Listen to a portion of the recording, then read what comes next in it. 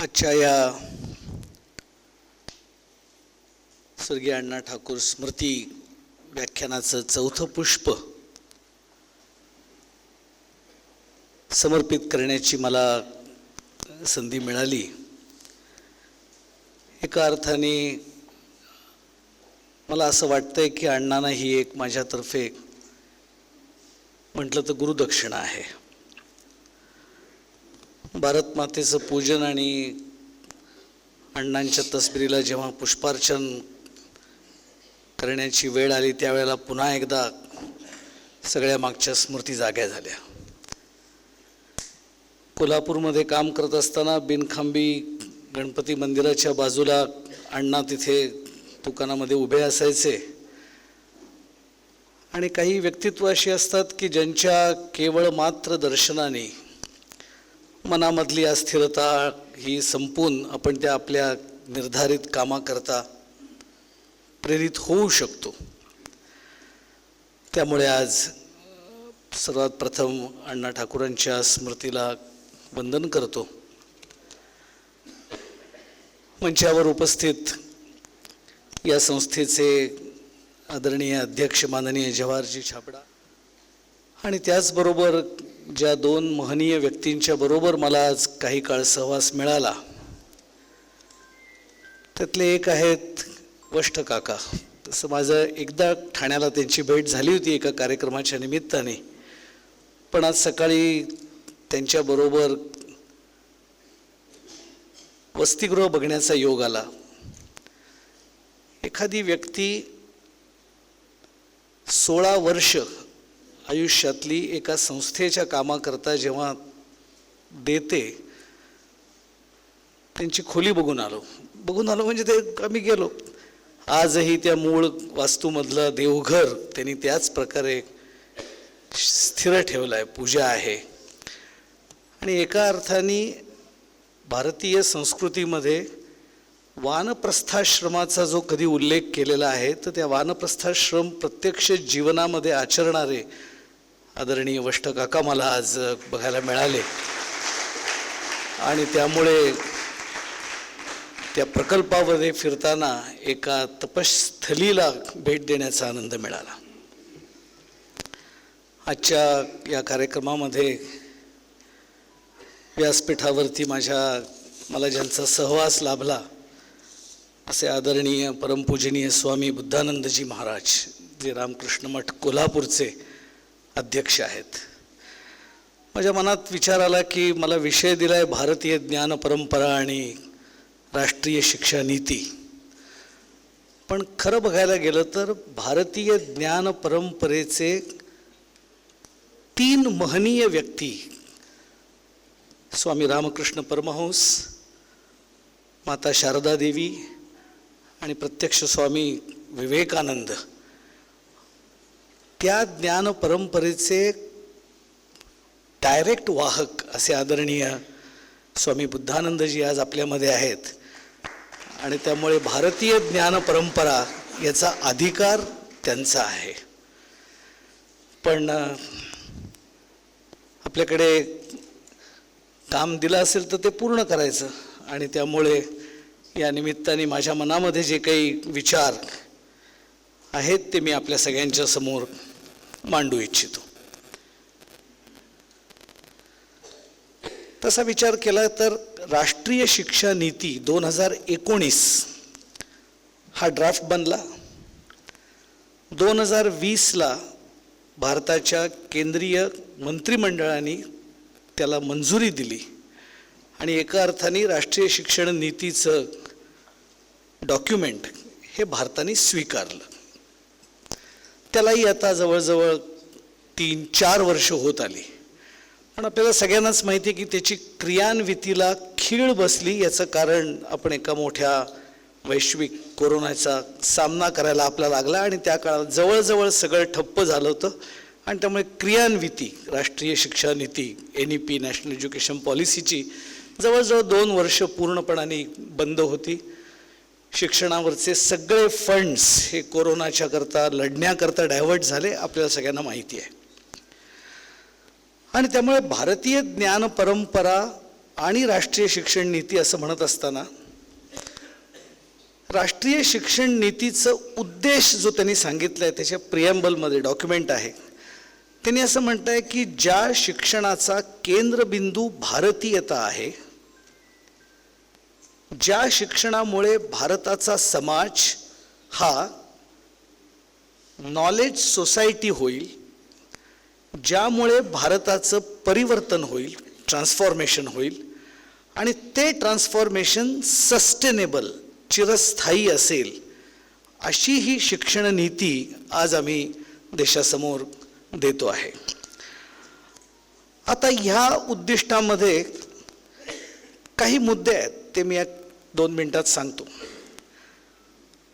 राष्ट्रीय शिक्षण नीतीमधल्या काही 7-8 कल्पना मला स्वतःला फार भावून गेल्या. सगळ्यात पहिली आहे ECC, early childhood care and education.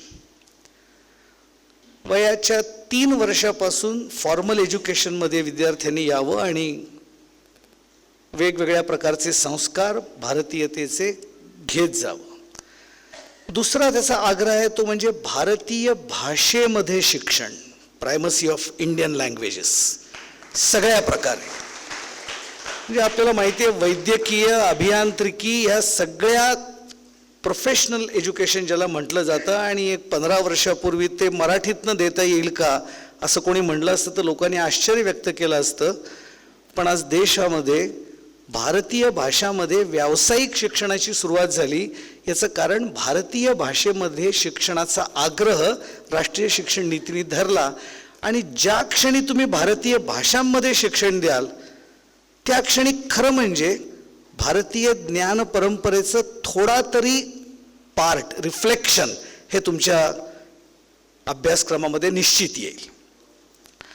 तिसरी कल्पना आहे ती स्वाभाविकपणाने भारतीय ज्ञान परंपरेला सगळ्या शिक्षणामध्ये म्हणजे प्राथमिकपासून महाविद्यालयीन शिक्षणापर्यंत हे गुंफलं जावं, आणि आमच्या देशामधलं जे शिक्षण आहे ते आम्ही गये गुजरे आहोत असा जो ब्रिटिशांच्या शिक्षण पद्धतीने इथल्या बुद्धिवान लोकांवरती जो एक पगडा बसवला होता तो फेकून द्यावा, आणि आमच्या शिक्षणाबद्दल, भारतीयताबद्दल, भारताच्या प्राचीन ज्ञान परंपरांबद्दल एक जाज्वल्य, जागृत अभिमान उत्पन्न व्हावा आजच्या पिढीमध्ये.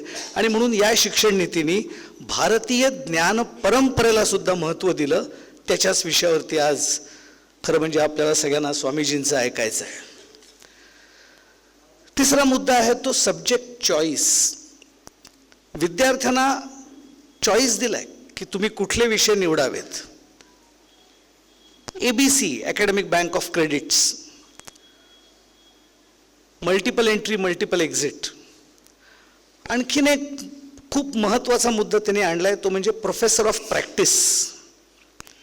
आपल्याला माहिती आहे की आज विद्यापीठांमध्ये आणि हायर एज्युकेशनमध्ये तुम्हाला जर शिकवायचं असेल तर आज तर मिनिमम PhD, आणि काही अत्यंत निष्णात व्यावसायिक त्यांच्याकडे PhD नाही आहे पण त्यांचं त्या विषयातलं ज्ञान इतकं उत्तम आहे, पण आत्तापर्यंत आमची शिक्षण व्यवस्था त्यांना शिकवू देण्याकरता अडचण ठरत होती. प्रोफेसर ऑफ प्रॅक्टिसनी ती वाट मोकळी केली. म्हणजे उदाहरण घ्यायचं झालं तर समजा एखाद्या महाविद्यालयामध्ये क्रिकेट शिकवायचं असेल तर आजच्या शिक्षण पद्धतीमध्ये NEP यायच्या आधी सचिन तेंडुलकर फॅकल्टी होऊ शकत नाही, कारण तो मास्टर्स नाही, त्यांनी PhD केलेलं नाही, आणि त्यामुळे त्याला अपॉइंट करता येणार नाही. कसा दैव दुर्विलास आहे. पण या शिक्षण नीतीने हा मार्ग मोकळा केला.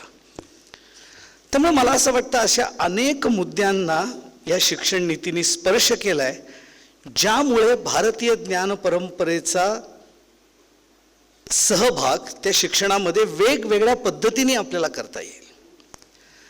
आता मुद्दा येतो माझ्या मनात तो भारतीय ज्ञान परंपरा यावर काय आपल्या मनामध्ये आहे.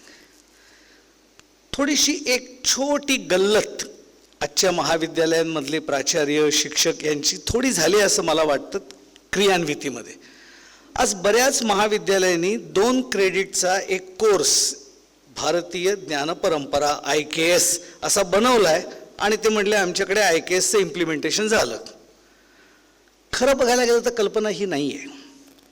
कल्पना ही आहे की भारताची ज्ञान परंपरा वेगवेगळ्या विषयांमध्ये, engineering, science, biology, pharmacy, medicine, खेळ, फिजिक्स, केमिस्ट्री, यामध्ये भारतीय ज्ञान परंपरेचं काय कॉन्ट्रीब्युशन राहिलं आणि ते सूत्र आपण कसं पुढे जाऊ शकतो, या प्रकारची कल्पना खरं म्हणजे ह्या विषयामध्ये होती आहे.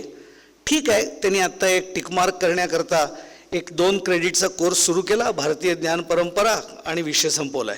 पण Rome cannot be build in 1 day, आमचा विश्वास आहे आणि आपण करू ते. आता प्रश्न असा येतो की भारतीय ज्ञान परंपरा म्हटल्यावर आपल्या मनामध्ये काय आलं पाहिजे.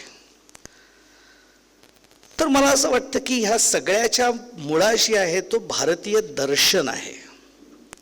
आणि त्या भारतीय दर्शनाच्या आधारावरती वेगवेगळ्या क्षेत्रात आपल्या भारतीय ऋषींनी, परत मला असं म्हणावंसं वाटतं की ऋषी हा शब्द वापरायला हरकत नाही, पण माझ्यासारख्या इंजिनिअरिंगच्या विद्यार्थ्यांकरता ते सगळेजण ऋषी असतील पण ते शास्त्रज्ञ होते. दे वर सायंटिस्ट. कदाचित सायंटिस्ट म्हटल्यावर आजच्या पिढीला वाटतं की नाही काहीतरी ऐकलं पाहिजे, दर्शनावर आधारित आहेत. म्हणून जेव्हा भारतीय ज्ञान परंपरेचा आधार काय आहे याचा जेव्हा आपण विचार करतो तेव्हा माझ्या डोळ्यासमोर 2-3 गोष्टी येतात. सगळ्यात पहिली गोष्ट येते ते म्हणजे अद्वैत सिद्धांत, वननेस इन एव्हरीथिंग. हा भारतीय परंपरेचा, दर्शनाचा, भारतीय दर्शन ज्याला म्हणतात, त्याचा मूळ आधार आहे असं मला मनापासून वाटतं. Oneness in everyone. आणि एव्हरीवन म्हणजे केवळ तुम्ही आम्ही मानव नाही, पशु, पक्षी, प्राणी, ज्यांना आपण सजीव म्हणतो इतकंच नाही, ज्यांना तांत्रिकदृष्ट्या भौतिकशास्त्र ज्यांना निर्जीव म्हणतं. निर्जीव म्हणजे स्वतःच्या इच्छेने जे हालचाल करू शकत नाहीत, पुनरुत्पादन करू शकत नाही, ह्या व्याख्येप्रमाणे ज्यांना निर्जीव म्हटलं जातं, त्यामध्येही तोच एक ईश्वराचा अंश एनर्जीच्या स्वरूपामध्ये विद्यमान आहे. आणि त्यामुळेच वननेस इज ऑल परवेडिंग. आणि म्हणून खरं म्हणजे आपण जेव्हा एकमेकांना नमस्ते म्हणतो तेव्हा मला तरी असं वाटतं की नमस्तेचा जो मला कळलेला अर्थ आहे तो consciousness in me respectfully salutes consciousness in you. तो आहे एक वननेस. आणि त्यामुळे भारतीय दर्शनामध्ये एक तत्व सगळ्यांमध्ये विद्यमान आहे. आणि इतकंच नाही तर ते एक तत्व सगळ्यांमध्ये व्यापून दशांगुळी उरलेलं आहे, ह्या प्रकारची कल्पना आहे. आणि कदाचित त्यावेळेला लोकांना वाटलं असेल की हे काय आहे, पण न्यूटनपर्यंत हे कन्फ्युजन होतं की मॅटर अँड माइंड किंवा मॅटर अँड एनर्जी. पण आईन्स्टाईनने असं म्हटलं की mass and energy is inter convertible and particle can exist in a form of matter as well as in a form of energy. Oneness पुन्हा एकदा त्या आजच्या मॉडर्न सायन्सच्या भाषेत सिद्ध झाला असं आपल्याला म्हणता येईल. ईशावास्यमिदं सर्वम हा त्यातला भाव आहे. दुसरा मला भारतीय ज्ञान परंपरेचा जो आधार वाटतो तो म्हणजे तुम्ही काही म्हणा पण रिसोर्सेस आर लिमिटेड. आणि त्यामुळे भोगवादी वृत्तीने नाही तर त्यागमय वृत्तीने त्याचा अल्प उपभोग आपण घेतला पाहिजे. आणि म्हणून तेन त्यक्तेन भुंजिथा, शोषण नाही, ओरबाडणं नाही. आणि हा जर भाव मनामध्ये आला तर माझ्यासारख्याच प्रत्येकाला ह्या पृथ्वीवर राहण्याचा तितकाच अधिकार आहे, हा भाव मनामध्ये येईल. आणि मग दुसऱ्या कोणाच्याही अधिकाराला हनन करण्याची कल्पनासुद्धा मनामध्ये येणार नाही.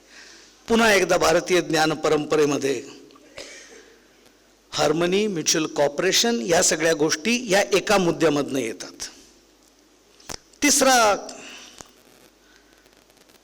मला एक मुद्दा वाटतो तो म्हणजे एकम सत्विप्रा बहुधा वदंती.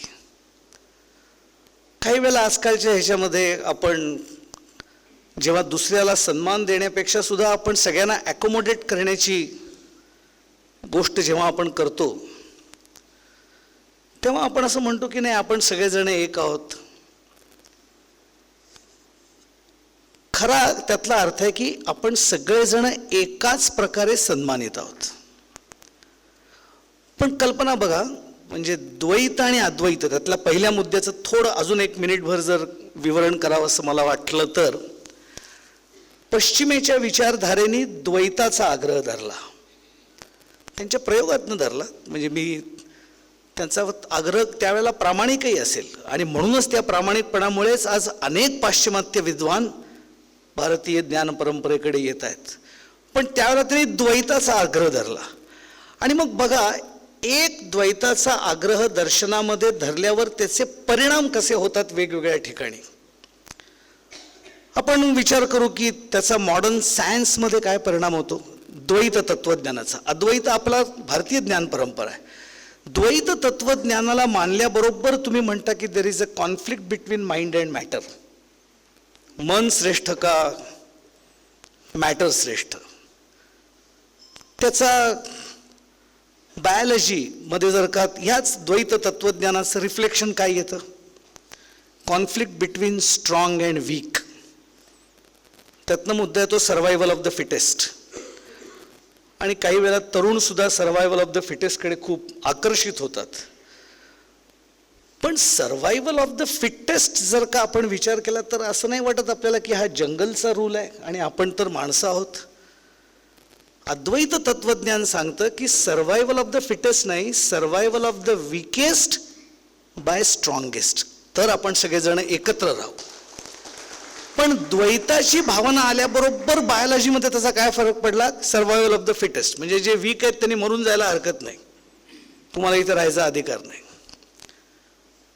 प्रूव्ह ऑर पेरिश ही भावना त्यातनं येते. एक दर्शनातला दिशा थोडी बदलल्यावर त्याचं मॅनिफेस्टेशन वेगवेगळ्या मुद्द्यांमध्ये काय येतं. सोशल सायन्स, हॅव्स आणि हॅव नॉट्स, पुन्हा द्वैत आहे.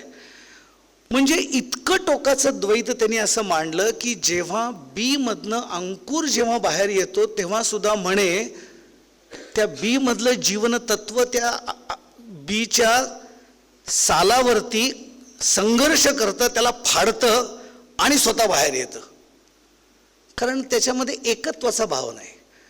पण भारतीय दर्शन असं म्हणतं की प्रत्येकाचं एक निर्धारित काम आहे. ज्या वेळेला अंकुर फुलतो त्यावेळेला स्वाभाविकपणे बीच्या वरचं कवच आपोआप बाजूला होतं आणि त्या अंकुराला वाढण्याकरता अलाउड करतं, कारण को एक्झिस्टन्स हा महत्वाचा आहे. द्वैत आणि अद्वैताची व्याख्या थोडी मनामध्ये वेगळी आल्यावर काय दिशेने आपण जातो पाश्चिमात्य दृष्टिकोनातनं हे आपल्याला लक्षात येईल. मग अनेक पाश्चात्य दृष्टिकोनामधले ह्या गोष्टीच्या उल्लेख आपल्याला सांगता येतील. मग ह्या विश्वाचा निर्मिती तुझ्या उपभोग घेण्याकरता केलेली आहे असं पाश्चिमात्य म्हणतात, आणि आपल्याकडे म्हणतात की नाही, दोहन केलं पाहिजे, शोषण नाही. मग अशा अनेक गोष्टी ह्यामधनं परंपरेमधनं व्यवस्थेमध्ये आल्या. म्हणजे ठाणे जिल्ह्यामध्ये एकदा एका श्रमानुभव शिबिराला जायचा प्रसंग आला आणि आम्ही अगदी छोट्या खेड्यामध्ये शेतकऱ्यांच्या घरी जायचं असं ठरलं आणि संध्याकाळची वेळ होती. तर ते आमचे प्रमुख होते, ते म्हणले जरा थांबा, सूर्योदयानंतर बैलजोडी घेऊन शेतकरी आपल्या घरी जाईल, तोपर्यंत आपण शेतामध्येच थांबू.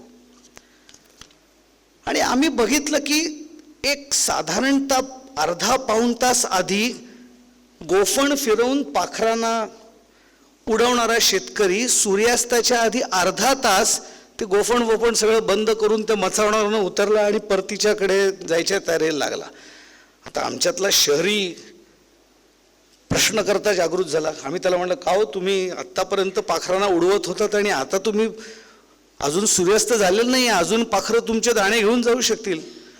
तो म्हणला, पोरा असं आहे, हे जे आम्ही पिकवलंय ना त्यात पाखराचा सुद्धा अधिकार आहे, म्हणून आम्ही शेवटचे अर्धा तास त्यांना उडवत नाही.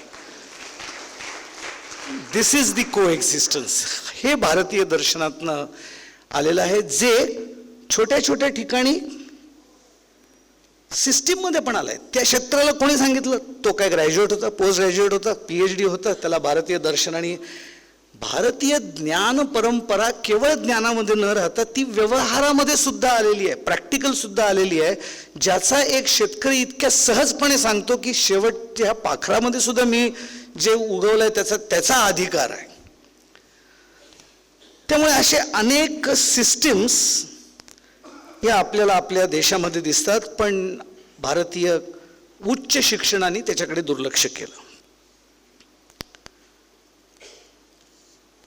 तिसरा मुद्दा किंवा चौथा मुद्दा काय म्हणता येईल भारतीय ज्ञान परंपरेतला, मी फार तपशिलात जात नाही, पण व्यक्तीच्या परिपूर्ण विकासाची आश्रम व्यवस्था, ॲब्सल्युटली सायंटिफिक. ब्रह्मचर्य, गृहस्थ, वानप्रस्थ, संन्यास, ही भारतीय दर्शनाची गोष्ट आहे. कृतज्ञता आणि परोपकार हा पुन्हा एक महत्त्वाचा मुद्दा भारतीय ज्ञान परंपरेतला आहे. मग सगळ्या जगाप्रती आई, वडील, गुरु, पशु, पक्षी, ज्याच्या दंशाने मनुष्याचा मृत्यू होऊ शकतो अशाला सुद्धा आपण नाग देवता म्हणतो. त्यामुळे हाही एक महत्त्वाचा मुद्दा आहे की कृतज्ञता आणि परोपकार, मग ज्याला जरूर आहे त्याला मदत केली पाहिजे. आणि आज तर परिस्थिती जरा विपरीत आहे, पण एकेकाळी भोजन, शिक्षण आणि औषध याचे पैसे घेतले जात नव्हते. कमर्शियलायझेशन केलेलं आहे, त्यामुळे त्याचाही आपल्याला विचार करायला लागेल. आणखीन एक मुद्दा आपल्या दर्शनामध्ये तो आहे मातृसंकल्पना. म्हणजे आपण अनेक वेळेला भारत माता, नदी माता, मग गंगा माता, माता म्हणतो.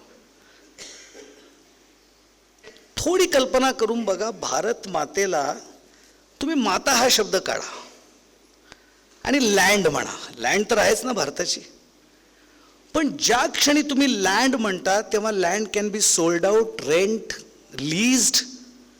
पण ज्या क्षणी तुम्ही भारत माता म्हणता तेव्हा त्याच्या एक एक इंचाकरता प्राणाचं बलिदान देण्याकरता सैनिक सज्ज राहतो आणि त्यात त्याला विशेष वाटत नाही. माझ्या आईकरता मी केलंय. केवळ दिशा बदलली की काय प्रकारची भावना भारतीय ज्ञान परंपरेतनं उत्पन्न होते हे आपल्याला लक्षात येईल. आणि त्यामुळे मग मातृसंकल्पना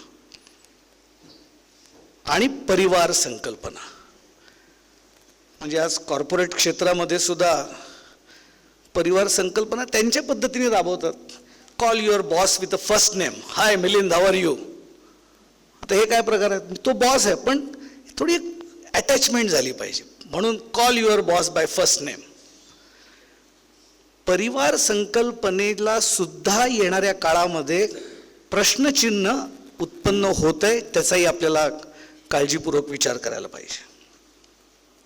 धर्म, अर्थ, काम, मोक्ष ही 4 पुरुषार्थांची रचना असेल, असे अनेक विषय आहेत की जे भारतीय ज्ञान परंपरेने आपल्याला खरं म्हणजे दिलेले आहेत, विरासत म्हणून दिलेले आहेत. मग गडबड कुठे झाली? मला असं वाटतं की ही जी गडबड झाली आहे ती बाय चान्स गडबड झालेली नाही आहे, हे कारस्थान आहे. आपण सगळेजण थोड्या, त्यामुळे भारतीय ज्ञान परंपरेवर आणखीन प्रकाश मी सुद्धा आदरणीय स्वामीजींकडून ऐकायला उत्सुक आहे. पण हे कारस्थान काय होतं हे आपण सगळ्यांनी समजून घेतलं पाहिजे. आणि बऱ्याच वेळेला या कारस्थानाची सुरुवात आपल्या मनामध्ये मेकॉले मिनिट्सपासून होते. तेवढं नाही आहे. Macaulay was a part and parcel of a grand design of the westerners, जे हिंदुत्वाच्या आणि भारतीय ज्ञानामुळे घाबरले होते, त्यांच्या ग्रँड डिझाईनचा तो भाग आहे. म्हणजे काय आहे, एक थोडा वेळ जर 5 मिनिटं मी याच्यावर जर घालवली तर आपल्याला लक्षात येईल की हे डिझाईन काय होतं आपल्या विरोधातलं. कारण डिझाईन जर समजलं तर मग आपण त्याच्या विरुद्ध रिगेन करण्याकरता, आपली परंपरा रिक्लेम करण्याकरता अधिक सजगपणाने, अधिक मेहनतीने प्रयत्न करू शकतो. आता काय करणार, आमच्याकडे भारतीय ज्ञान परंपरा आम्ही विसरून गेलो आणि आता पुन्हा करूया सुरू, असं म्हटलं की एक लाईटनेस, कॅज्युअलनेस येतो. असं नाही आहे. थोडे मी मागे जाऊन तुम्हाला सांगतो. त्याची पहिली जी सुरुवात आहे ती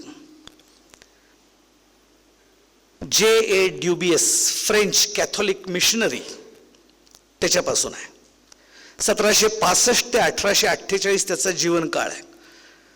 आणि 1789 ते 1799 मध्ये फ्रेंच क्रांतीच्या काळामध्ये तो घाबरून भारतामध्ये आला, पळून आला. भारतामध्ये मिशनरी होता, पळून आला, मद्रासमध्ये राहिला. पण तिथे राहिल्यावर हिंदुत्वाचा त्याला अभ्यास आला, त्याचं कनेक्शन आलं हिंदुत्वाचं. त्याला काम दिलं होतं मिशनरी कन्व्हर्जन.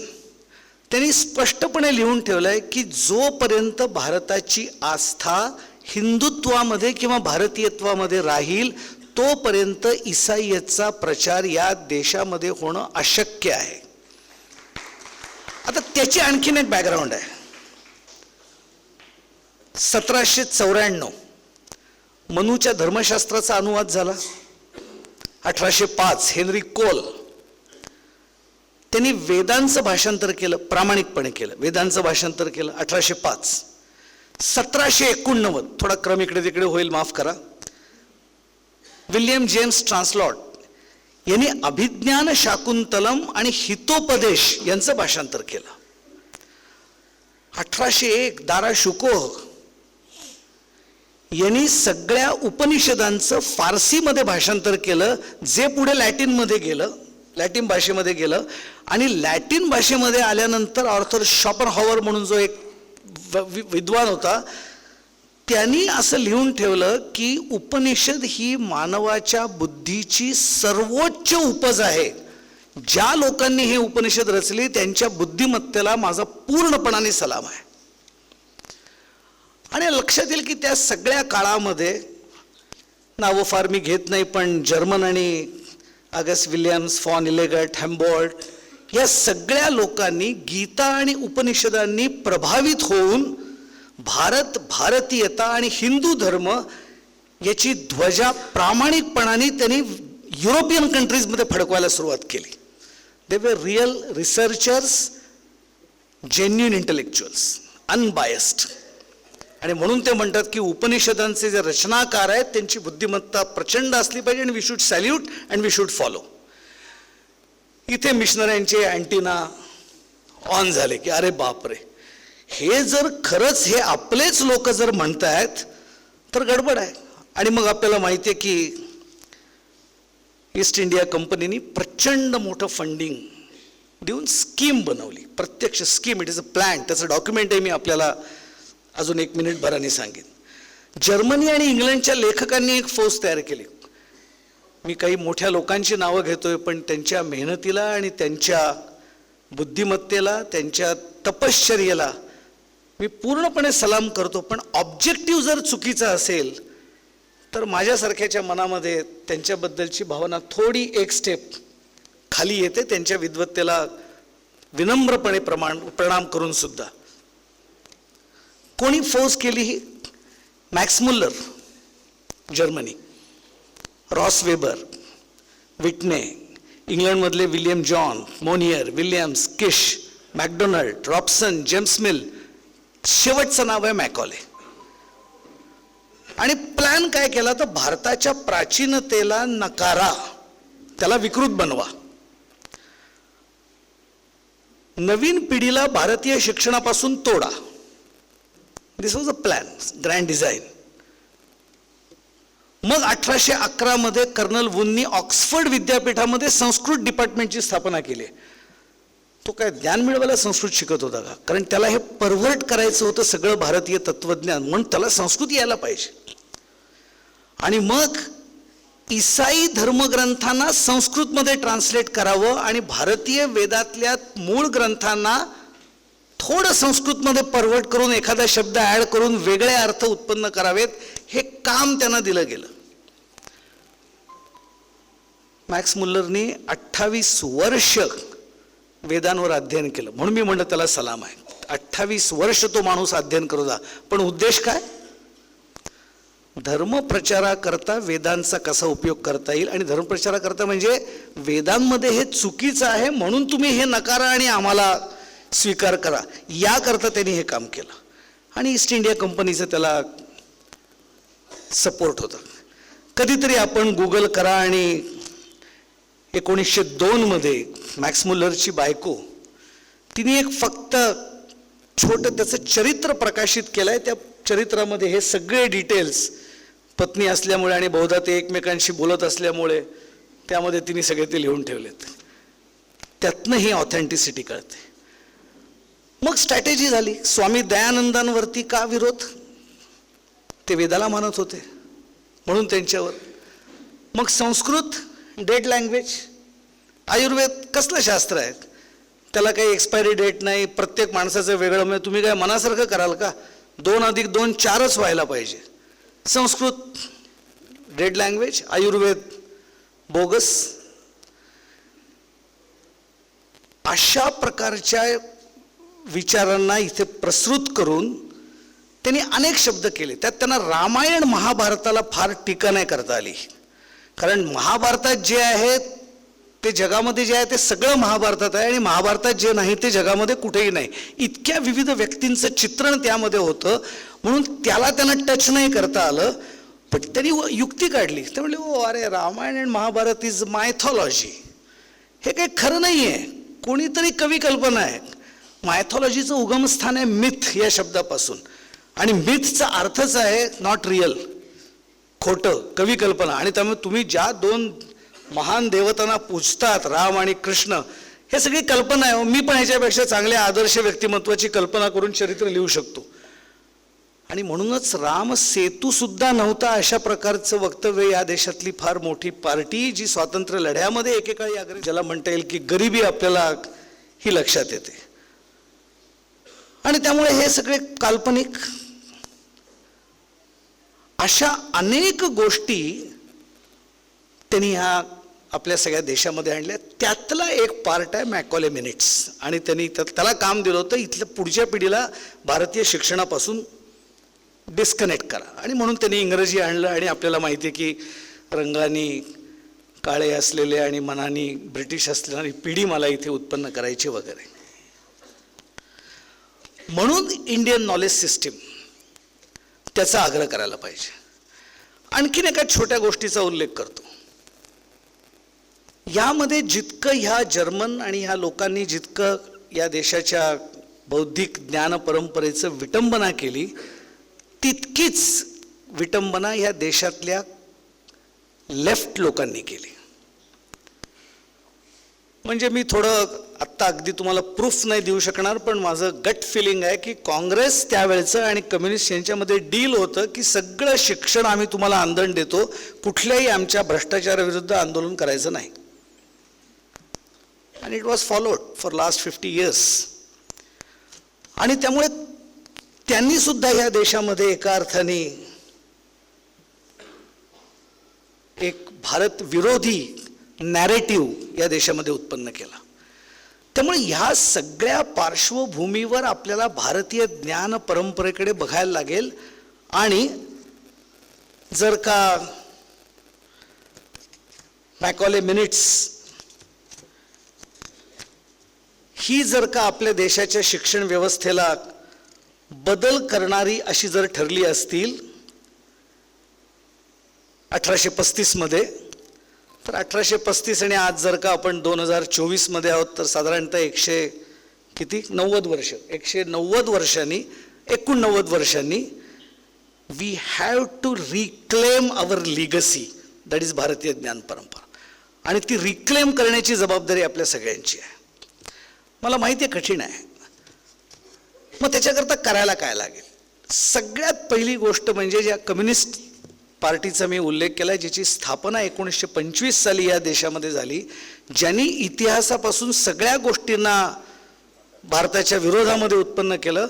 म्हणून माझं इथल्या भारतातल्या जेव्हा मी व्हाईस चान्सलर्स, रिसर्चर्स यांच्याशी कधी भेटायची बोलायची संधी मिळते, त्यांना मी म्हणतो की तुम्ही एकच फक्त काम करा, 1925च्या आधी 50 वर्ष तुम्ही जा.